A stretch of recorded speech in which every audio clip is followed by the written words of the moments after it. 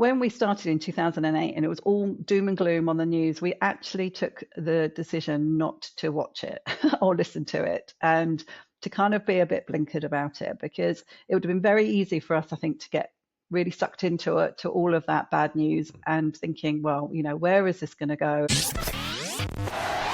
This episode is supported by a proper local clinic just outside of Bishop Stortford. Most people don't wake up planning to see a chiropractor. It's the stiff neck that won't ease, the bad back that's killing your sleep, or that pain that suddenly makes work and family life harder. Takeley Chiropractic help people get out of pain and, even more importantly, stay out of pain. They don't rush you.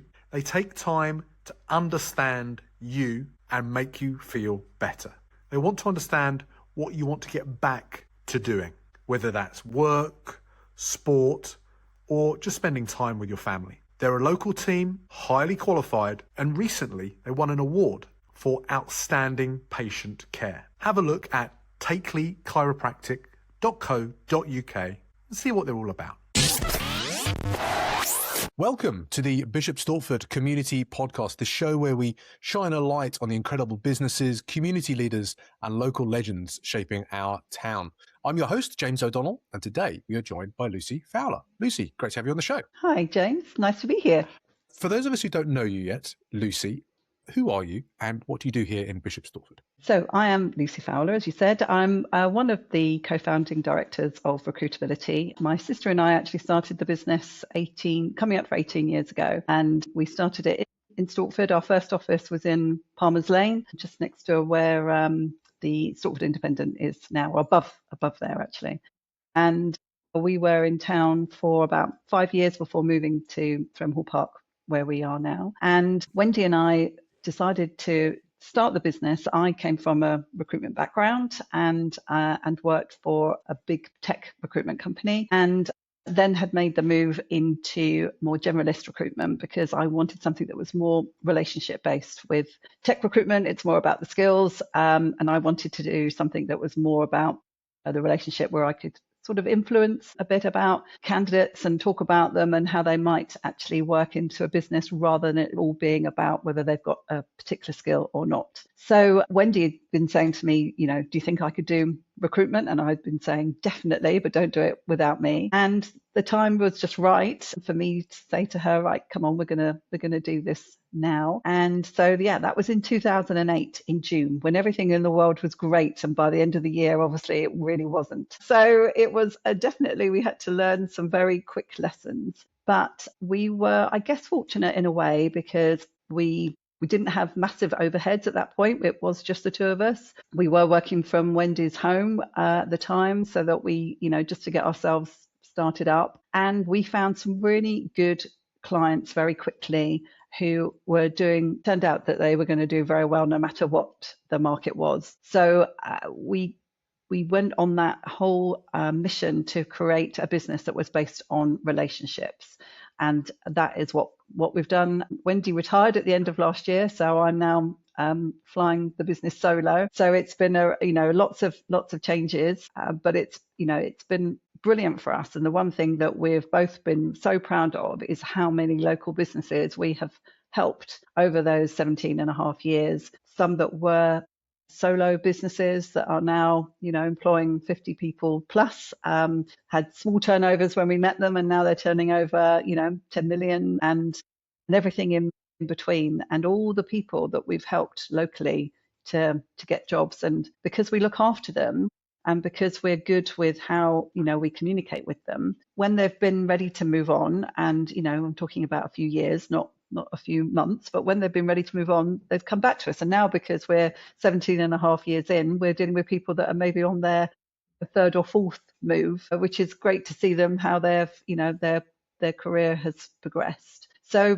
it's been a great way. It's been exactly what we wanted to do, to do recruitment a bit differently, in terms of, it's not for us about numbers and stats. We do love a stat, obviously, who doesn't? But it's about the people behind those figures that matter to us. And when you work and live within a community, you have to be able to you're going to see these people. So you can't be, just shoving people into jobs just because it suits you. That's not what we're about. We are about finding the right job for the right people and vice versa. And it's great then when you see those people at events and they're doing really well in their jobs. So that's what we kind of set out to create. It's incredible, Lucy, because I know a few recruitment businesses, and for you to actually survive for that length of time is incredible. Starting as well, 2008. I remember I worked in recruitment at the time. I remember how bad things were there, and to kind of get things started, and then to keep going for 17 years is incredible. One of the reasons we're doing the podcast is to shine a light on successful businesses, and for any business to survive for 17 years is a fantastic success story, let alone a recruitment business who gets so impacted by the kind of cyclical nature of the economy. How have you managed to keep going? I think it is all about being different and being positive. When we started in 2008 and it was all doom and gloom on the news, we actually took the decision not to watch it or listen to it, and to kind of be a bit blinkered about it, because it would have been very easy for us, I think, to get really sucked into it, to all of that bad news, and thinking, well, where is this going to go? Everyone's talking about it being, such a huge economic crisis, that how are we going to survive as a new recruitment business? Who's going to, it would have been very easy for us to kind of start thinking that way, but that's not our style. We started something and it wasn't going to end. And we, as I said, we just did things differently. We went to networking events. Networking had never been part of my recruitment history at all. I used to get invited to things and think, well, no, that's not, recruiters don't go to networking events. But a client invited us, and obviously we were gonna go along, and that opened us up to a whole new world where recruiters weren't thinking that way. They weren't thinking about, actually, I'm going to go to an event. They would have been thinking, I need to be at my desk and 24 hours a day and sending CVs. But actually, there are different ways to do things, and then you build relationships with people, and they get to know the person behind the job title and the company name, and think, actually, I like you people, and I can see how you're going to work, and that you're professional, and that you're committed and passionate about what you do, and that's how we've kind of built our business. And I would say that has really been what has probably set us out from the rest, is by doing things and trying different things. I think you're aware we run a networking event of our own now at Stortford Professionals. It was something that was actually running. We didn't start it. It was running many years before COVID, and then because of COVID, it stopped, and then nobody kind of picked it up again. So we having lots of conversations with people. Everyone used to say, "Oh, it was such a great networking event. Let's bring it back." And then we thought, actually, why don't we bring it back? And we made a couple of changes, because it used to be on a Friday. Thursday's the new Friday, isn't it? But it was always the first Friday of the month at Host in Stortford, and you don't need to book, you just turn up, and that's what people kind of like about it. And so we brought it back to, I guess, a little bit with what you're doing here, just to be able to bring people together. And we're very lucky because we get people, from Knockholds and Tees and Price Bailey, and those big names in the town that come along every month. And we've got lots more followers now, and different sponsor every month. So again, that's just been something different that we've been able to kind of bring, I guess, to the table, in order to kind of help bring. And we're introducing our clients to our clients, and they're working together now as well, which is just a really nice way to do business. There's a thing about rising tide raises all boats, isn't there? And I think there's something in the community, and I'm finding this the more that I'm doing the podcast, is there's something peculiar about Bishop Stortford, I think, where there is a real community at play in business, and individuals and charities and groups all kind of supporting each other and kind of celebrating each other to kind of bring them all up. Do you think that has aided your success in the business? Yeah, definitely. I guess we've put ourselves out there to be involved in those things as well. So, we sponsor at the rugby club. We do love rugby, so that helps. I love the fact it's grassroots. It's getting kids outside. But again, it's just a really nice way to do business. We'll go along to a match, and there'll be other sponsors there, and they're either clients or potential clients.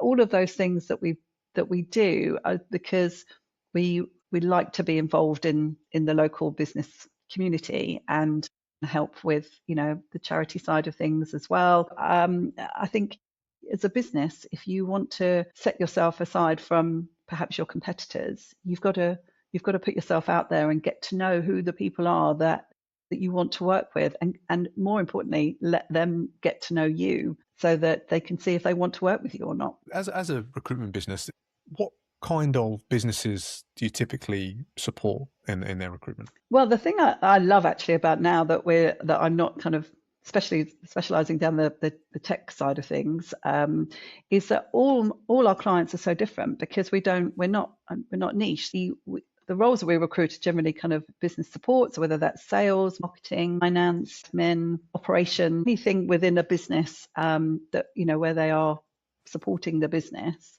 that's what we do. So our clients range from firms of accountants, law firms. We work with a beauty company. We work with a company that designs jewelry. We work with an online education business. We work with a probate company. I'm just kind of thinking of the ones that we're agricultural, quite a lot of agricultural businesses, obviously from the local area. Really so vastly different. And I love it when we find a new client and you think, wow, I never knew this company existed, and what they do is brilliant, and they've got a fantastic business, and you would never have known where that company is, that what they do and how well they do it. Wow. Well, if you're still discovering companies after 17 years, I don't know how I'm going to do on the podcast, because I'm surprised every week about the different businesses that I find out there, and to invite them on, which is great. The way you've set the business up, with that kind of local community feel to it, is this something that you can see being replicated elsewhere? Yeah, definitely. It's something Wendy and I learned, I guess, from an early age, because our parents had their own business not far in Ongar, and they were very much part of their younger community and had a business in the town centre. So I guess that has just come a bit naturally to us. But what we've done now is launched a franchise model of the business, because we know how hard it is when you first start. You need to be making placements really quickly so that you can look after yourself financially. Because if you're starting a business, obviously you're taking a big risk. And the one thing you don't need to be doing is being pulled around from, you need to make a decision on your website, you need to make a decision on your CRM, on your marketing, on your admin, finance. All of these things are kind of, all I want to do is actually start speaking to clients and candidates and putting those things together. So we thought about how we can take the success of Recruitability and take it across the country. As I said, we've launched a franchise model so that we can talk to people across the whole country about helping them establish their own franchise model of recruitability in their area. And who do you see that being targeted towards? Is that people that are already recruiters that want to start up on their own, or to people that have not done recruitment before and want to give it a go? Like, what's the... Bit of both. Yeah. Our first franchise partner is actually somebody who hadn't done recruitment in an agency environment before. So she had recruited her own sales team as a sales manager, but just not in this environment. So she had all the tools. It was just about kind of showing her how to do it from a recruitment consultant point of view. Second franchise partner she'd worked with us for 7 years, so that was a bit of a no-brainer for her. She knew us very well, obviously knew who we were and what we're about. So she kind of moved across last August. And our most recent franchise partner had worked in recruitment, had actually set up her own business, but really didn't enjoy working completely on her own and didn't want to go back to employment either. So this was the perfect kind of fit, because she's working for herself, but not by herself. I think, if you've, sometimes you do need to share the good, the bad, and the everything in between to kind of to move on and to learn and to we are people at the end of the day. If you work in recruitment, you've got to like people. So to work then completely on your own kind of goes against the grain a little bit of the nature of the beast. So it's a best of both worlds. Definitely. Again, that sounds like a fantastic model, as well as running your own business, but to actually franchise it out, and a great, that's a new business, isn't it? Really, that you've set up over the last 12 months, and in Bishop Stortford. Absolutely fantastic. I love the name, by the way. I'm sure lots of people say this to you. recruitability? Thank you. Like it sounds like it's been around for tens and tens of years. I agree. When we thought of it, we couldn't actually believe that it wasn't already gone. We thought it was, surely it's on every high street across the country. It Yeah. was kind of, it sounded familiar already. Wow. What a fantastic. That's great. So what's the best way, if there's a local business listening in that don't already know you exist, but are now looking to grow and looking to recruit, what's the best way for them to reach out and speak to you, Lucy? They can do that via our website. They can call us. We still love a conversation, and we love to go meet our clients, because we find that really is the best way to really understand, what they want. Clients that want to work with us are people that really care about the people that they want to work for them. So it's not about just growing their business. It's about growing it with the right people. They know that we can add value to their business by introducing them to people that they otherwise wouldn't have been able to find. So we love to come out and see clients, but we can do it all on the telephone if that's easier. Obviously, we've got email. We can be contacted in any way. But the key thing is that it doesn't matter whether you're looking for one person. We work with, as I said, solo businesses who need one really, really good all-rounder that can cover many roles and wear many hats. We do a lot of those, and they're great roles. Through to obviously businesses that are looking for multiple roles in all different departments. We can do that. Fantastic.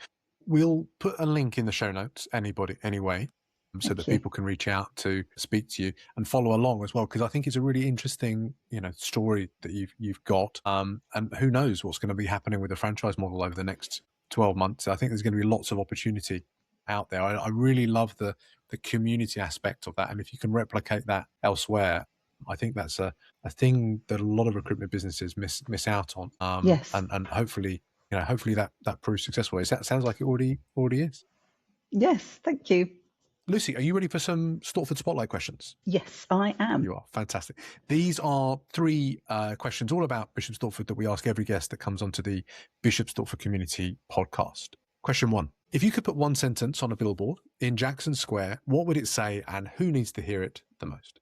It would say, there's a job out there for everyone. Sometimes you just need a bit of help finding it. And really that can go out to really anybody. We work with a lot of returning mums, for example, or parents who feel that they've kind of missed out a bit of time, and so maybe not feeling that confident about going back into the workplace and don't know where to start. And it can be, we also work with people of all ages and experience, but a lot of people come to us where they're feeling just a bit despondent or not very confident, and we can help with that. That's really interesting, because I'm almost in that returner phase myself as a stay-at-home dad, although I'm doing the podcast.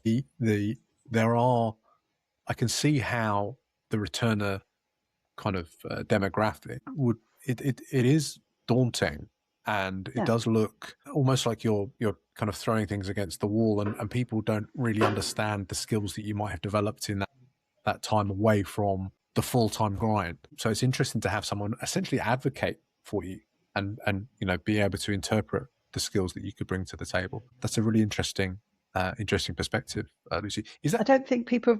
Sorry. I was wondering if that is that something that's particular to Bishop Stortford as well, or is that something you noticed in other markets? No, I think it's the case across the board, to be honest. I think people don't realise that when you're just applying for so many jobs online and you don't hear back, that can obviously be completely soul destroying. And I don't think they always realise what an agency can do for them. So, what we can do is obviously talk to you about your CV, how it might be missing the mark if they're applying for jobs, how not applying for loads of jobs is always the answer, making it more targeted.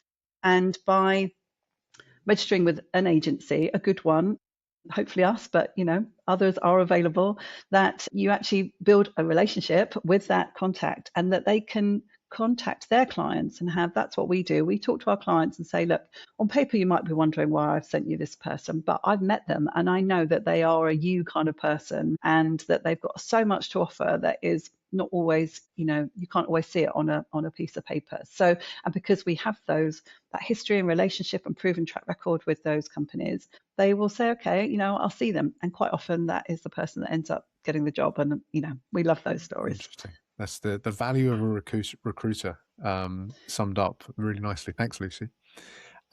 Question number 2. Where do you go in Stortford that you secretly hope never gets too popular? This is a tricky one. Hopefully this counts because it's just on the outskirts, but we're at Thremhall Park and we've been based here now for about 12 years. And at Thremhall Park, we have a lovely coffee shop on site, which is actually open to not just tenants at Thremhall Park, but anyone can come and have lunch. And in the summer, it's beautiful. They've got a walled garden and seating outside, and you can park, get some lunch here, and then you can walk across the road, and then within minutes you're on the Flitchway, and I feel like you're a million miles from anywhere. And actually, even from the Flitch, you can get into Hatfield Forest. So if you come here, you can go for a nice hour walk and get some lovely fresh air, and I can go for a walk at lunchtime and not see a single soul. So I like that. So don't really tell anybody. Okay. It sounds great, actually. I know exactly where you're talking about there, getting onto the Flitchway as well, and walking up and down there. I'd love to get someone on the podcast to talk about that. I don't know who might be the best person, because it's huge, isn't it? It's such a long. There is a committee or a team, I know. Is there? Like Friends of the Flitchway or something like that? I think that's exactly what it is. Yeah. I think it's Friends of the Flitch. And over the years, we've seen it improve so much, unbelievably. I mean, there's probably an argument now that say it could be used as a railway again because of people in Dunbar and Braintree and connect them into London, but I don't think the Friends of the Flitch would agree with me. No, but it's another example of kind of community spirit, not spirit, but community action, actually, improving an area and supporting it. And again, the more people I speak to, the more of these kind of little bits that I find, and it's a great space. It really is. Yes. Yeah, it's beautiful, especially in the really hot summers because it's so cool in the shade. It's lovely. Excellent. It's really nice. Excellent. Thanks for that, Lucy. Okay, question 3. Who's doing something special in town that more people need to know about? Okay, this is a company I've actually worked with for about 12 or 13 years. Their name is TLC Live, and they are an online education business. So actually they were doing online education before the pandemic, and they were in a fantastic position when the pandemic hit to help out at so many schools because they were already set up to do online education and help support those that got sort of a bit left behind in terms of their education. And as a result of that, they've actually opened up a virtual school which helps with pupils who, for whatever reason, going to a physical school just isn't right for them. And so with the virtual school, you get the best of both worlds because you're part of something, but you're not having to deal with the aspects that might, obviously you might struggle to deal with, the playground, the actual kind of physical classroom. But rather than perhaps just being tutored at home, you are at home because you're doing it from home, but you're actually part of a virtual classroom. And they're a fantastic business that have grown. I've obviously seen and helped them grow over the years, and they're in the heart of Bishop Stortford, and they employ lots of local people, and they are offering something that I think is fairly unique, and it's the things that I hear about what they do is just fantastic, and I guess geared towards a more modern way of learning, in terms of that I think we're all finding out that being in a classroom actually isn't necessarily right for everybody, and that everybody has perhaps a different way of learning. My dad used to say that school got in the way of his education. He was a very bright, intelligent man, and he taught himself things like how to speak Latin and whatnot. So, but I kind of get what he was saying, and I think this sort of thing is probably what he would, if he was around now, he would kind of really kind of behind, because I think it supports pupils who are looking for something, and parents obviously that are looking for something a bit different, and it's all going on in Bishop Stortford High Street. I've heard about online education for businesses, for pupils, because the way that they can deliver it is so bespoke to each person, rather than classroom setting where everything is basically old school industrial revolution, is it, where everyone learns the same thing. Whereas when you have individualized training program, training and education, you can really hone it down to the needs of that individual. So that sounds Yes. really fascinating. And to your dad's point about school getting in the way of his education, I find this incredible, how many entrepreneurs really struggled at school, like Yeah. really didn't get on with it at all, but now they get out into the real world and they absolutely thrive, not because of Yeah. their education, almost just, as you say, despite of it. What's missing there? Despite it. Yeah, you're absolutely right. And I would definitely fall into that category. I couldn't wait to leave school, and it just wasn't geared towards the way that my mind worked at the end of the day. And I just don't think that is it's not a coincidence. There are so many business owners that didn't come through the normal route of education and university and whatever. Yeah, it's an interesting paradox there, because you want your kids to do the best at school, but then there's this weird kind of outliers that almost kind of disprove the rule. But you still don't say go to school and don't worry about it. You still got to worry about it. No, it's a difficult and it's thing. very. I mean, yeah, we had an interesting day. My son he went to boys' high and did GCSEs and A levels there and did well. Obviously, I only disclosed my own education experience after he left school. Yeah, interesting issues. My kids are too young at the moment to really kind of get that. It's something that is praise on parents' head. Yes. Most definitely doesn't. Also, I think it is a bit different now. It was different times in the 80s when I left school, and didn't have anyone kind of looking too far back on your CV. But I think obviously depending also on what you want to do, but there are more options. That's what I kept saying to my son. The better you do, the more options that you will have. The more things you can say no to if you want to later on. Yeah, definitely. That's exactly. a right way of looking at it. We must get them on the podcast. If they're friends of yours, if they're clients of yours, please drop them an email for me so I can shine a light on them. I think there'd be lots of parents out there, the amount of people that I meet whose children are no longer kind of full-time in school but are still trying to do education outside of it.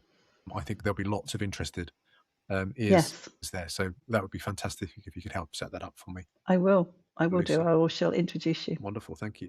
Again, where's the best place for people to find you online and follow along with Lucy and Recruitability? Okay, so our website is recruitability.co.uk, very straightforward. And we're on, you can follow us on Instagram, Facebook, which is at Recruitability. So that's all straightforward as well. And on LinkedIn, we've got lots going on there. We put all our jobs on our website. Our jobs go on our social media channels as well. So depending on what you're looking for, but if you're looking for a job, then we like to meet people and find out about them and what they're looking for and what they're not looking for, importantly, as well. So, that's all part of our process, is to have that in-depth chat. Normally people come to us via either a job that they've seen that they want to apply for, but we also love talking to people that don't know yet what they want either, or come to us and say, look, I've done this and this, but I want to get out of that. What's transferable? And we can talk about that. Maybe that's a subject for another podcast, actually, talking about those career choices, because I think gone are the days where you do one career for your life, and the amount of career changes that I've had, let alone I know other people to have had. I think it's a really interesting dynamic, and being a recruiter, you see what skills are in demand and what employers are looking for. So that might be an interesting conversation to have. Yes, definitely. And the jobs that we don't even know exist yet as well, which is always exciting. AI and all those kind of exciting things. Prompters. Yeah, we'll book something in a few months, Lucy. Definitely. Yes. Thank you. Great. Thank you ever so much, Lucy. That's a wrap. Thank you for joining us today on the Bishop Stortford Community Podcast. No problem. Thank you for having me. Thank you. Lovely to meet you, James. Angie, if you've enjoyed this episode and you're listening, the best way to support us, the show, is to hit follow, leave a quick review on YouTube, Apple, Spotify, or Amazon Music if you're listening through there, and then share it on your socials or with someone in town who's not on social media that you think might be interested in what Lucy's shared today. And if you've got a local legend, someone that's running a business that Lucy and I don't know about in Bishop Stortford, drop their names in the show notes below so I can reach out to them and invite them on the podcast so we can feature them next. Again, Lucy, thank you so much for joining us today on the Bishop Stortford Community Podcast. Thank you for having me.